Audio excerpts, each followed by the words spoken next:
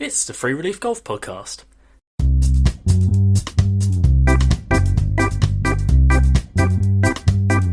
Thanks to the Blue Wire Hustle program, this is the place where listeners can explore the hidden cost of elite amateur golf. It'll always cost nothing to get some free relief, so let's get on with it, shall we? Hello and welcome back to the Free Relief Golf Podcast. I'm Freddie, and as always I hope you're safe and well.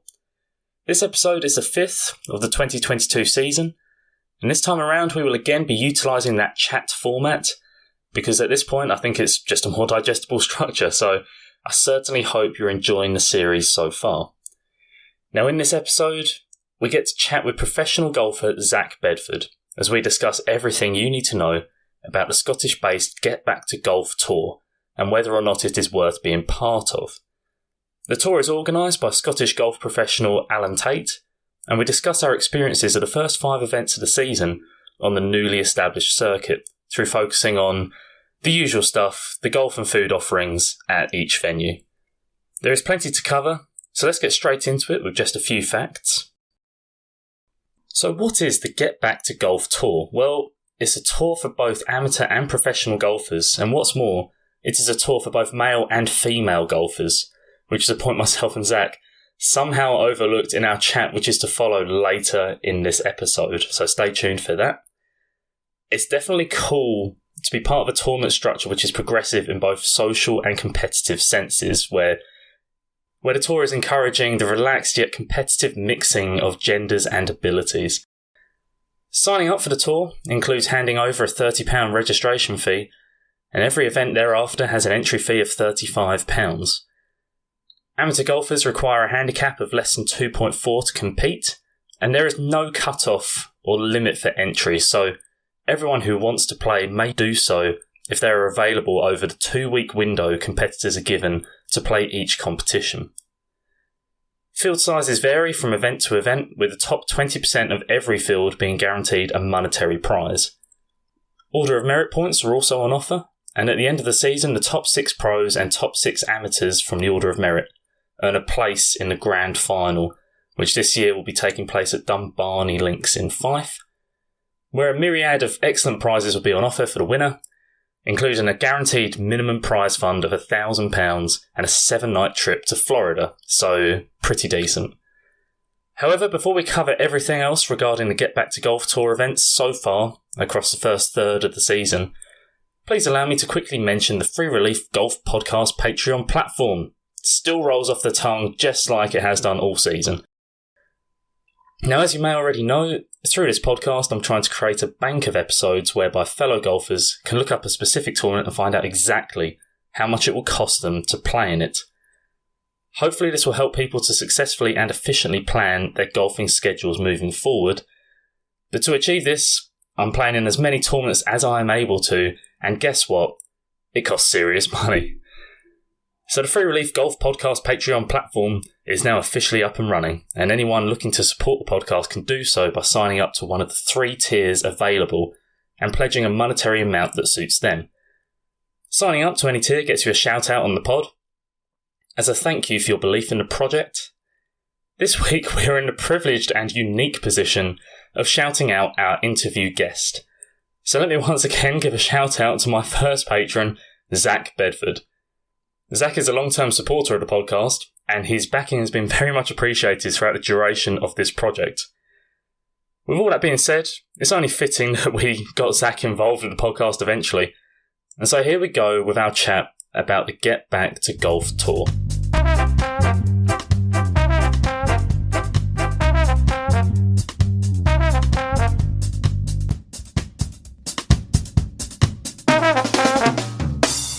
Zack Bedford, welcome to your first appearance on the Free Relief Golf Podcast. It's great to have you here. How are you? I'm good, thank you very much. It's lovely to be here and to support the podcast that I love dearly. Love it. And I know we were going to record this at Merker Links where we played today, but we couldn't be bothered at the time, could we? So no, it was the hard flooring that would have added an echo, as Freddie was saying.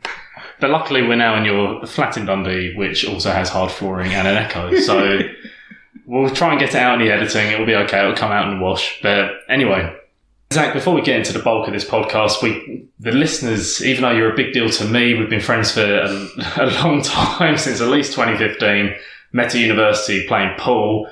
Who would have thought we'd end up playing golf together many years later? But a lot of people won't know who you are. So for the listeners, for their benefit, who are you? What do you do? What are your golfing credentials? Hello, my name's Zack and I'm friends with Freddie.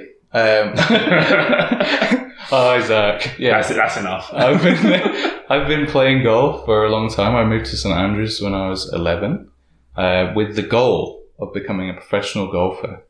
I went to high school in St Andrews and then decided that if I was going to go to university, I'd like it to be in St Andrews as well, just so I can stick around with the golf. Joined the golf team for the first year of that, and that didn't go too great, but we'll skip over that. My golfing dream, I say, would be realised, I guess, given that I did turn pro in 2016, played on the Jamaica Tour for a bit, and then the pressures of golf got in the way a little bit. I finished my degree. Then the pandemic happened, and now I'm back playing golf with Freddie on the Get Back to Golf Tour. Love it. And what have you got coming up that's very exciting in your golfing life? Yeah, so I'm making the move. I've got a flat in Dundee, but I'm making the move down to Surrey to sort of get my PGA qualifications to be a coach, so that I can teach others how to play golf like me, which I'm sure they'll love. That'll be down at West Surrey Golf Club if anyone's down there. Love that. Shout out West Surrey Golf Club. So officially, you are the first professional golfer that we've had on the podcast. It's a pleasure. So I hope there's better ones. Not the way you played today at Merca. Don't do yourself down. So, well, Zack, thanks for that summary. And you are a professional golfer. This tour is for professionals and amateurs. There's plenty to cover. Let's just get straight into it right now. We're here today to talk about the Get Back to Golf Tour, sponsored by Golfbreaks, as run by Tait. I think at the top of this, I do not have a list of Tait's achievements in the professional game of golf. I know that he is still a professional, but all we have to go on is our interactions with him. As an organiser of the tour, what are your impressions of Tait and how he runs it? He's been very friendly. He's got a lot of suffixes after his name and things in his email sign-off, so he's clearly well-versed in the Scottish golf world, and that comes through in all the sort of connections he seems to have made with all the golf clubs to add to this tour. So yeah, good impressions. He's always very nice over email as well. Yeah, I think he's been very pleasant. It seems that he is a big enough name that he's managed to attract all of these different golf clubs and golf resorts to be venues that make up the tour in itself. And it's been great so far. I think I've got down here that there's 15 venues, including the grand final for the year, which is taking place at Dumbarnie Links, should they ever sort out the greens there and get some grass on them. But that remains to be seen. I'm sure they'll sort it out because I work there as a caddy, so that'd be nice to get some work there this year. But 15 venues, not including the Pro-Am, which was part of the tour earlier this year at Castle Stewart. And I guess we should get into it, what the structure of the tour is and what rewards are on offer, and how our experiences have been for the first third of this tour. We're going to cover the first 5 events that we've been playing. And we've got a spreadsheet in front of us. We absolutely cannot deviate. We'll probably go through them in chronological order. I think that's only the fairest, rather than from best to worst experience, because well, we all know which one was the worst. But we'll get onto that. So this tour, you have to pay it. Well, initially, what is the purpose of it? The purpose is to get back to golf post-pandemic, I imagine. Bring a bit more structure, but it seems the purpose of the tour is to add a sort of flexible way to get back into golf that isn't too restrictive and is very accessible to all, with the cheaper prices and then the 2-week window that you get to play each event. Allows for maximum flexibility. Yeah, for sure. So it is for 2.4 handicappers and below. So in essence, 2 handicaps and below in terms of amateur golfers, but it's also open to professional golfers as well. And plenty of professionals do play in it as well. It's generally club professionals and maybe professionals still cutting their teeth on the circuits on maybe Tartan Tour or things like that. This is just these events act as a supplement because they're only going to take up one day of your time. Exactly. So it's kind of worth just making the trip, playing. And generally we've seen so far, and we'll get into it, that the scoring isn't necessarily great on the tour. So a score of around par or better and you're going to win some prizes and pick up some money. And for some reason they're still doing it, despite the changes in the rules of amateur status, the amateurs receive vouchers, professionals receive cash, and there doesn't seem to be much let up for that, right? No, it's a shame. But I don't know. I wonder why that is. I mean, Alan seems pretty up to date with his views on golf, so you'd think he might change that maybe for next year.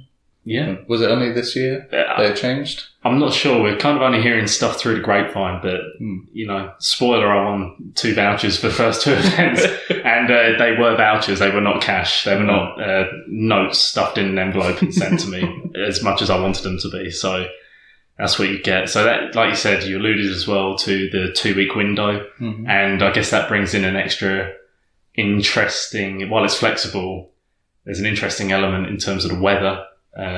We've definitely come a cropper on a couple of these events where if you get really great weather and other people are getting terrible weather, that's a massive advantage to you, isn't it? It's huge. But not to say that normal golf events doesn't have that either, because in the morning you were talking in the car earlier about how your morning round might be in a better condition than the afternoon one. So while that is a consideration, the amount of benefits that you get from having it being 2 weeks seems to outweigh the cons of having a bad weather day. Yeah, for sure. And I guess another factor on those lines would be pin positions as well, and tee positions, general course setup. But like you say, the flexibility of it probably does outweigh on the pro side rather than the con side. Registration fee. So we just had to look this up, even though I had it written in front of me, which is pathetic. What's the deal? How do you sign up to be part of this tour? It seems to be solely Scottish based, right? All the venues are in Scotland right now. So this podcast is mainly relevant only for the Scottish amateurs and lower level professionals. Although if anyone English is listening to this seems like the kind of format that could work well in England as well. Definitely. Instead of just having a Jamaica tour or Clutch Pro tours, which generally stick to down south, maybe this could be a north of England kind of structure as well. But how much was the registration? What was the process to actually sign up to this tour? Was it tough? It was not tough. It was very accessible. It was 30 Great British pounds and sent over by bank transfer to Alan himself. He doesn't pocket the money, I don't think. He does good things with it. So don't know what those things are. It's an accessible amount of money, I would say. Almost insignificant given it's less than an actual event price. But I suppose you need there's sort of certain admin things that he has to deal with, I'm sure. Yeah. Another benefit, I don't know if you mind me cutting in, but no, not at all. Whether you're talking about the South of England things, is that the golf clubs themselves don't need to dedicate huge amounts of time to like an event anymore, because we can just slot in when there's a tee time, which therefore probably reduces the barrier to entry for any golf clubs that may be struggling post-pandemic to get their members back in. I don't know how it works. Or maybe they want to dedicate more of their time to their members, who knows. But we can only play when there's slots available, so they don't get the cons from hosting a tournament. Yeah, basically, you just fit in with them. And perfect example of that was today at Mercer. We took the 11:07 tee time, and what day is it today? Wednesday. It's Wednesday. Today's Wednesday. God, it's all blurred into one. But we couldn't play before 11 o'clock today. Between Monday and Thursday, our slot was between 11 and whatever, and we just had to book it for whenever it suited us. But also it does suit the club, so it seemed convenient on all sides. At this point, it's probably worth noting, probably the major plus of this tour, in my view, because I think overall it's a very positive tour to be part of, is the entry fee for every individual tournament at each venue. It's £35. So your tour membership initially is £30, £35 per place you go. And some of the places you go are better than others, and we'll get into that. But, I mean, we played Mercer today for £35. Excellent. Thoughts on that? Thoughts? Excellent. I mean, at Mercer is it should be on more people's minds, I'd say, if they do a North of Scotland trip. I'm sure it is on some people's minds. But if they play in Royal Aberdeen, they should definitely get a run in America and to play it for £35. And we've got members rate on the practice ball. Spoiler alert! Love that. Yeah, it's definitely worth it, I would say, especially when America's on the list. Yeah. Well, what I find fascinating, the prize money's really good on this tour. I perceive it to be quite good. £35 and £25 of that goes to the prize fund. Yeah.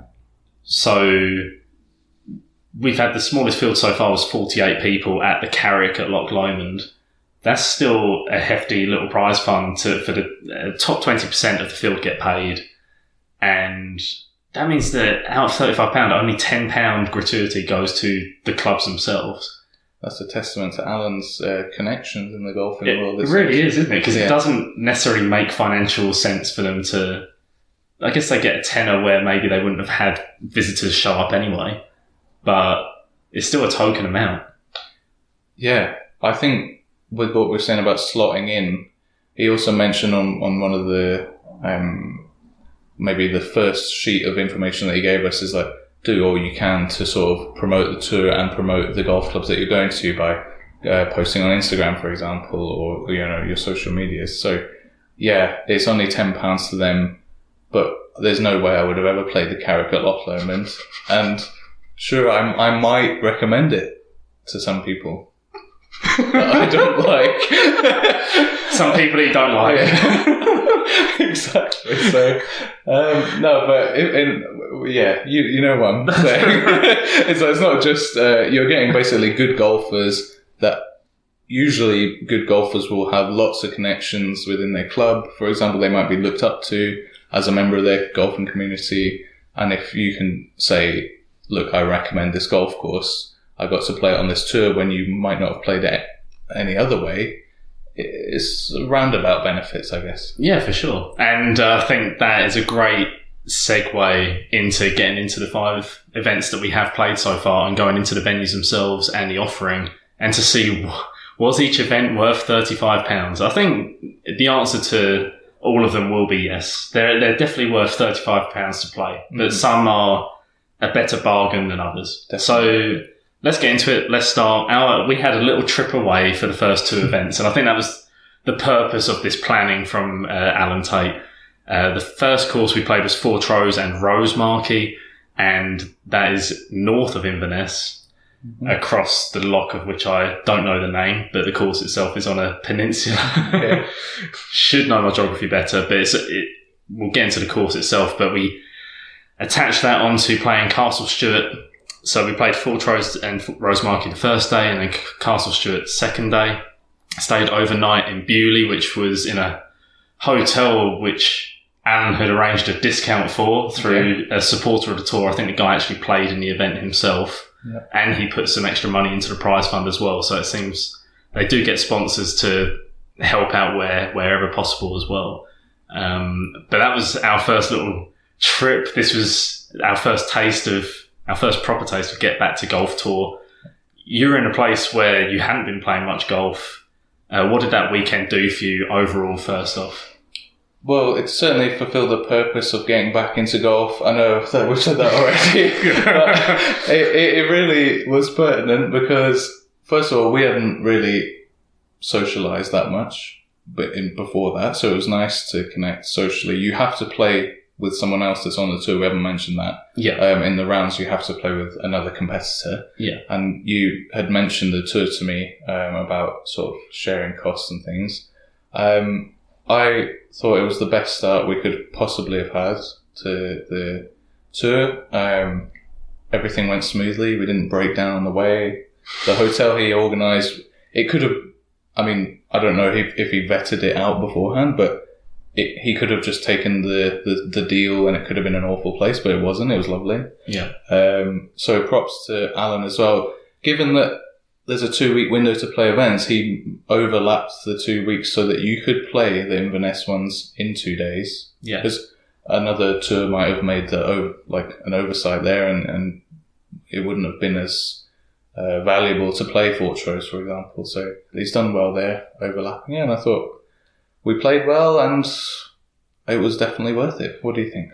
Yeah, well, I think, for one, I loved Fortrose and Rosemarkie. I thought it's such a short golf course, but as we said earlier, it's on a peninsula. It's just on its own. There's a front line that goes out, or maybe the front six, and then you turn back on yourself and kind of, there is only golf on this bit of land sheltered amongst the water.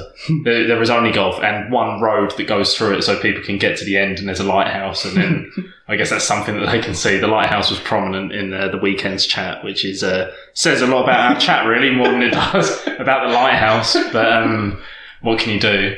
But it was, I swear, every hole at Fortrose and Rosemarkie was a short par 4. It was beautiful. And this peninsula thing it cannot be overstated, really. It was literally every piece of ground was golf course or one lane of tarmac. if you left the ground, you were off the golf course. Exactly. And into water. And it felt like it was a snug fit to have a golf course on there. But I thought they did well. And you sort of walk back sometimes off the greens to sort of lengthen the next hole, but that's fine. Yeah, I thought that was fine. And I thought hospitality at Fortrose and Rosemarkie was excellent as well. I don't know what I was expecting from it as a golf course, but I really enjoyed the course. I thought it was quirky. It was short. But the head pro was great on arrival. It was. Pro shop was looking nice and modern. He, I think, threw the range tokens in as not literally threw, but, that would have been violent. But he actually gave us complimentary range tokens to go bat some balls, which we literally batted them in the end because we did not leave enough time for the range session because we were spending too much time in the clubhouse having a lovely time getting omelette and chips. I forget what you had, and the clubhouse was pleasant as well, like nice and airy and light and lots of windows, and the people were friendly, very friendly. I thought it had that great sort of community club atmosphere where it wasn't snobby. I mean, they had beautiful views and things, but I think they sort of seen it for what it is. It was a short course, but fun. Yeah, and I think we saw Alan Tait on a couple of club championship boards as well. So I think he has strong ties with Fortrose and Rosemarkie, but fair enough. I can see why you would, because and I'll tell you what, we played it on a pretty calm day. So we got lucky with the draw there, just how we booked things. I think we played it on a Sunday, and then played Castle Stewart on the Monday.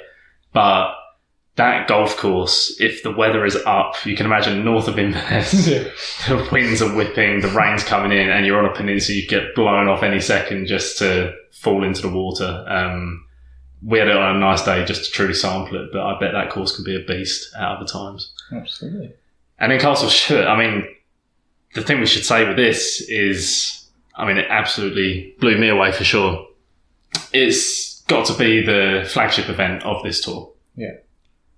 I think, what a venue, and you get it for £35. I believe the original green fees are close to £250 for high season. So we didn't necessarily play it in the high season, just building in. So maybe it was slightly less than that. But you're getting on that course, and you get the whole visitor experience. They're welcoming you at the front door. Yep. We got the pouch with the... You get a welcome pouch. Yeah. I was not expecting the welcome pouch. No. Get your complimentary range balls, and they weren't looking down at you because you were getting it for cheap with £35 rate through the tour. It was interesting. That's another plus. I mean, we're singing Alan Tait's praises, but while you were in the little boys' room, I must say, I was chatting with the guy either at the halfway house, first tee. I think it was the same thing. He was singing Alan's praises, so they obviously knew about Alan himself. And so, like you say, it wasn't looking down on you for getting it cheap. It wasn't snobby.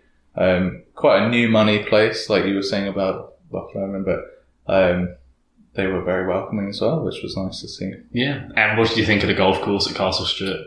Excellent. And like you mentioned, it wasn't like the proper high season, but the conditions were great. I thought the greens were good, I'm pretty sure. Yeah. No, the conditioning was excellent for sure. I didn't know what to expect going there. I knew it hosted Scottish Open. I knew it'd be a good setup, but it was very like Kingsbarns in terms of a comparison. I think it's the same model. Obviously, no members. It's purely visitor income.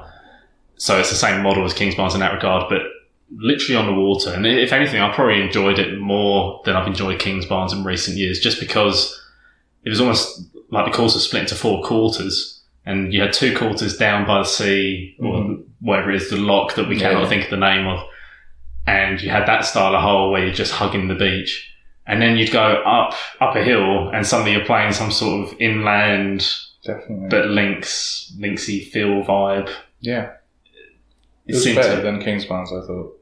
I don't know. That's a big shout. That is a big shout. Because I caddied there, and I shouldn't be rapping them, but I thought it was a better test than Kingsbarns. Kingsbarns seems overly forgiving. I thought Castle Stewart, it was a good test. There was a couple of really tough holes in there. Yeah. No, and again, we had a really calm day for it as well. We had a total result with the weather. I'm not sure we'll ever get the conditions as perfect as they were for Falls Rose and Rosemarkie and Castle Stewart. So we had a lovely weekend away there, or Sunday, Monday, whatever it was. And that was at the end of April, and 2 rounds for £35 each. And then, stayed overnight. Nice little trip. That's about as cheap as we're ever going to be able to do that trip. Definitely. Thanks to the tour.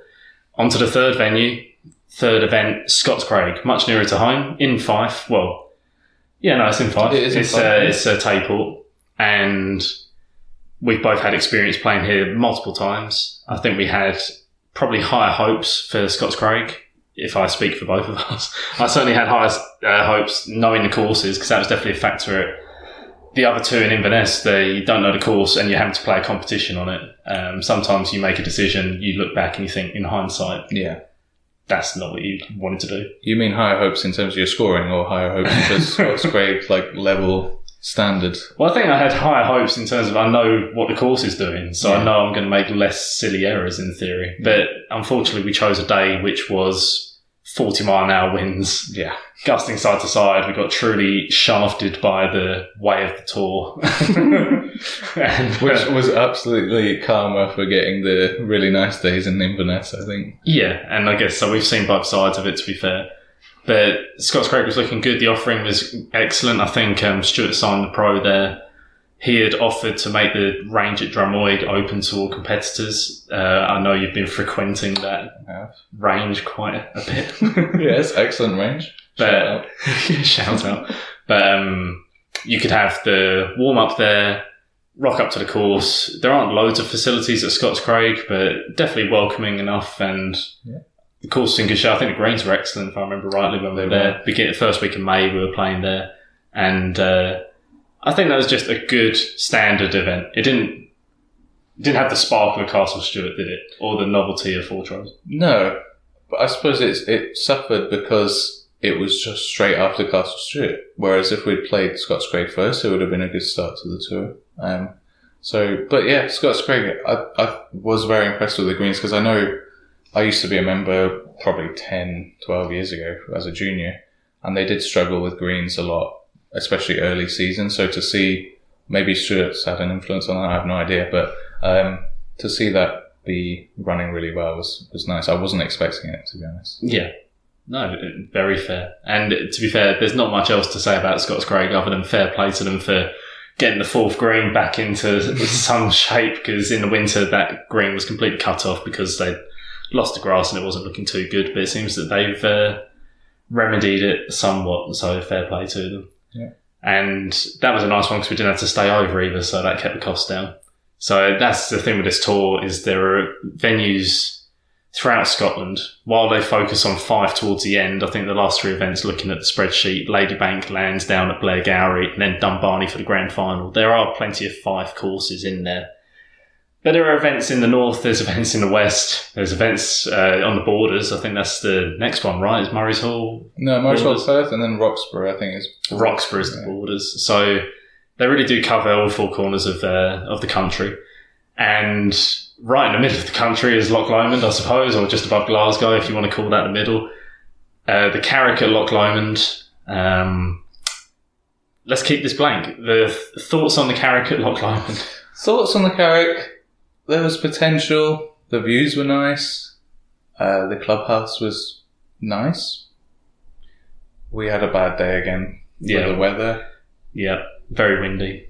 We were unfortunate with the conditions. The greens were particularly bad. But then again, I was expecting bad greens for quite a few of the courses, not because of the course's pedigree and things, but because it's early on in the summer. I know from experience at Kingsbarns, they used to struggle a lot April, May. Yeah. So I think after having Scots Craig play so nice, Castle Stewart play so nice, maybe I was in the rhythm of thinking, maybe most of these courses will be nice, but I think that's too high expectation, maybe. Yeah. The Carrick itself was quite resorty, I thought. Yeah, it was definitely the first.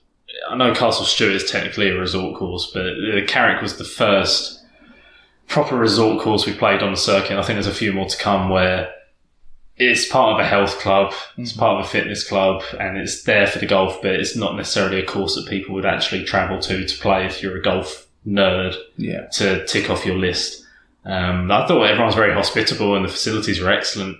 The driving range needs a shout out because it did cost money for balls at the range, which is fine, like not given complimentary, but we can deal with that. What was interesting about the range though is that it was off mats and standard golf balls, which again is fine if you weren't hitting into a pond for the first 160 yards of it, which seems to make no sense at all. I'm interested to know who designed that because I'd love to chat with them, because having golf balls that don't float hitting into water for the range where most people are going to be hitting their golf balls is interesting. I genuinely don't understand why you wouldn't just have 3 or 4 nets instead. And actually there were nets. There were nets up by the first tee, weren't there?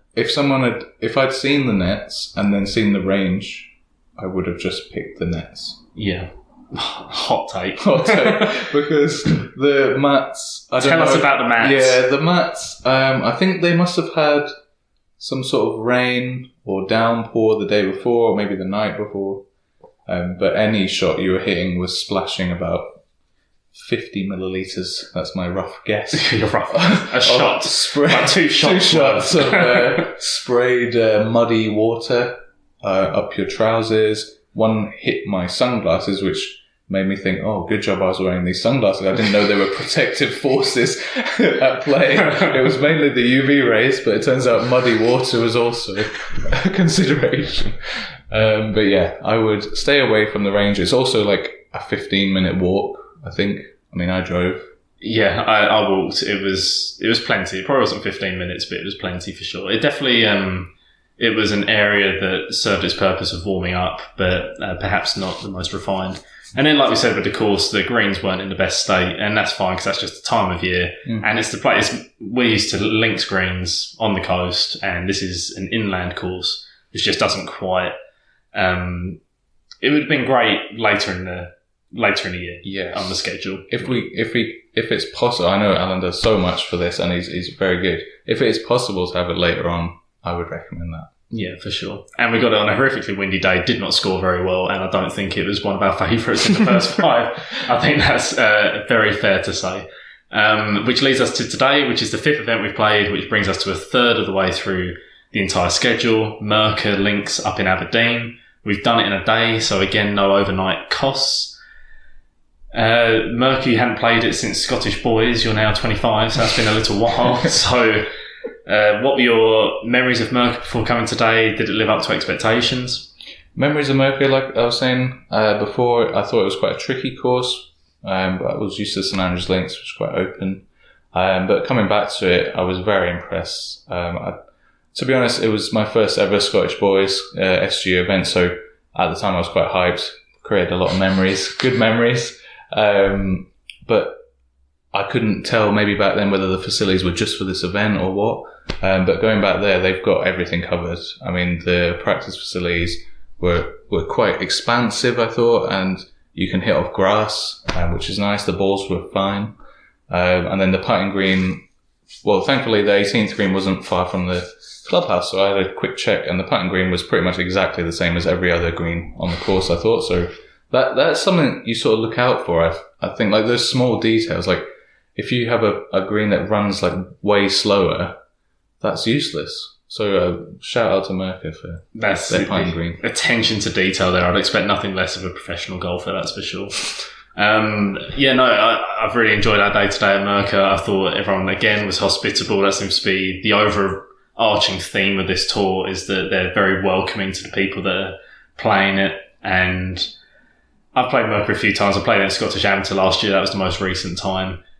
The greens are just stunning. They're just rolling so well, and they were soft.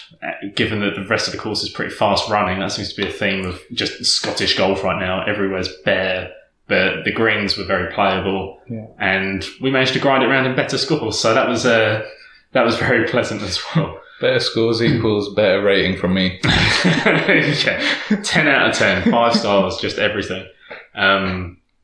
But yeah, in terms of £35 for it, I think that is a steal. The pro gave us the range balls, like you said. It was a member rate, £3 for range balls, which is absolutely fine. That's effectively thrown in. The one thing I'm going to take exception to is we've just eaten at Merca, and I got a lasagna, garlic bread and chips, $12.95, and it did not come up very big. It did look microwaved, which I can accept, but maybe not for $12.95. And the kicker was the specials board, which you pointed out to me as we came out, where there was a pie chips and beans for $6.95. Could have just had that, filled myself up equally. I think if you'd taken 2 more minutes, you wouldn't have actually ordered the lasagna, because everything else on the menu seemed to be like $7.95. For example, my baked potato. So I think, disparity in the menu there. Yeah. You know what I don't like as well is, and I called Merca out in a good way in the Scottish Amateur episode, which you can go back and find in the podcast archives. I called them out in a good way because they had some good specials on during the Scottish Amateur last year. They had some mac and cheese, they had, I think, some barbecue ribs, some venison burger, and they were all pretty reasonably priced, right? Mm-hmm. All came with chips. This year, go back, look at the menu, look at the burgers, thought, I fancied a burger today, and it was reasonably priced, and then you realise it only came with salad, and to get your chips was extra. I don't get places, this is just a point about restaurants in general, I don't get places that do burgers without chips. No one's having burger and salad. But exactly, no one's having burger and salad. What are they going to do? Just give me the patty and then the salad, and that's it. Do burger and chips, and if you're going to do that, just include it in the price. Just give me my cheeseburger with chips and say it's £11. I don't want to see that my burger's £7.95, but chips is £2.60 to add on. Yeah. That's just effort. To me, that's pretentious, and I'm surprised that that's in a golf club setting. But the ladies serving were very nice. They were. And they definitely sold it well. So no, I think you should call out yourself for not thinking over this thing, because even a burger with chips was cheaper than the lasagna. And a burger is at least not microwaved. Yeah, I was too hungry to think that through. But that is by the by, and we're getting off the theme of the podcast, which of course is the cost involved with... well, no, that's still part of the theme. I spent way too much on lasagna, that's all you need to know.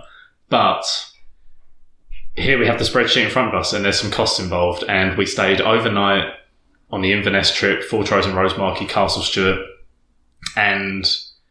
for one night, it was very reasonable. It looks here that I spent £35 for the night. Yes. So each of us, for 2 of us total, the room was £70. And that was quite a good room as well. And not only that, it included breakfast. And it included breakfast, which we nearly forgot. We nearly missed it. And then what did we do? We just asked on the way, did our room include breakfast? And she was like, yeah, of course it does. I was like, and it was a great breakfast. It was a great breakfast. It was proper fill your boots, continental buffet, full on, what's your hot option? And they kept asking you, do you want any more? That's great. Yeah, and the answer was yes. Great place in Bewley to stay. I'm pretty sure it's probably the only place in Bewley to stay, so that'll be easy to look up.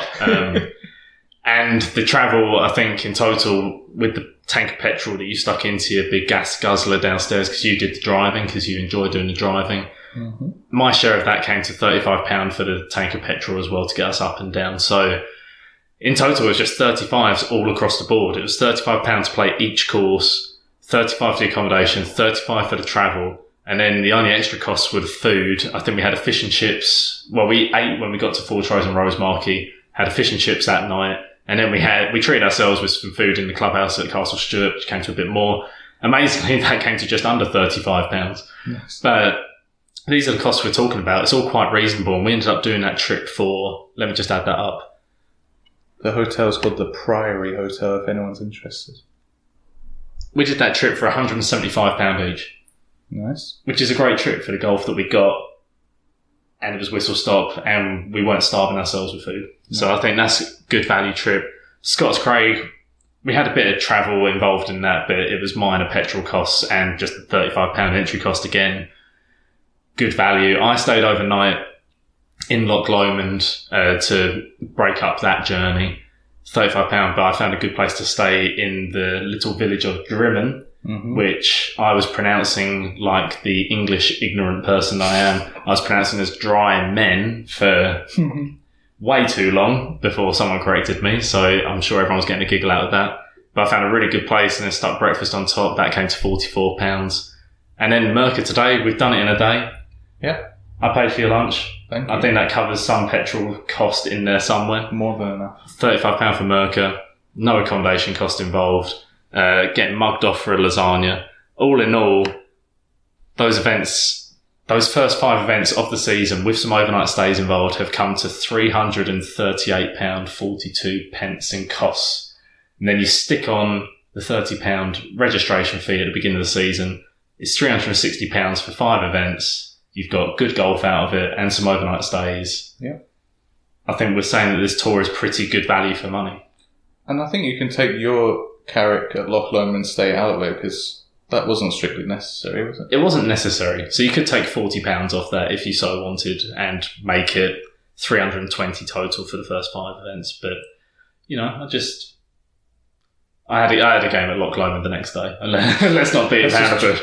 I had a game at the Loch Lomond the next day, so I stayed overnight. Otherwise, I probably would have done it in a day with you in the car. Yeah. But those are the first 5 events. I think we'd thoroughly recommend this tour. Alan Tait's putting a lot of effort into it. Golfbreaks being the main sponsor. Thank you to them. Lots of prizes on offer, especially if you get to the grand final at Dunbarney. There's an ongoing order of merit. Top 6 pros, top 6 amateurs off of it make their way to that grand final. I think there's a lot of incentives to make you want to play. Yeah. Any final words? It's thoroughly recommended that you play it if you get the chance. Lovely. Zack Bedford, thank you for joining me. No problem. Thank you very much for having me. Hope to see you soon, because you'll be down south in sunny Surrey. So good luck with that. Thank you very much.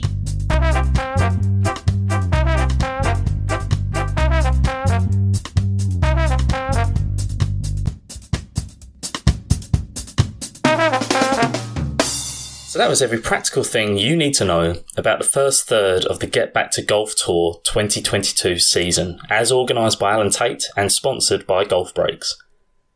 Thanks again to Zack for the chat, and I'm sure you'll all join me in wishing him good luck in his new role down at West Surrey Golf Club. Very exciting. If there's anything major that I've missed out that you would like to have heard, or that you would have found useful for your future planning, or could have been useful for my future planning for events, then get in touch with the podcast. I say this every week. We're on Instagram and YouTube as the Free Relief Golf Podcast, so follow and subscribe to those for all episode updates. And you can always get in touch with me personally at freddylawrence.golf@gmail.com. I'd love to hear any feedback you have to make future episodes specific to what you'd like to hear. Finally, one more shout out to my newly launched bonus subscription podcast series to follow through. You can subscribe to the series through Spotify, or you can head over to the aforementioned Free Relief Golf Podcast Patreon platform, where you can give as little or as much support as you wish through the multiple tiers I've set up. Each tier yields different levels of access to my personal golfing progress and tournament results throughout the 2022 season. I'll put the appropriate links in the episode description, so head on over if you would like to follow me through my personal golfing journey. Next time, we'll be talking about the 49th East of Scotland Championship hosted by London Golf Club. Until then, I've been Freddie, you've been lovely. See you next time.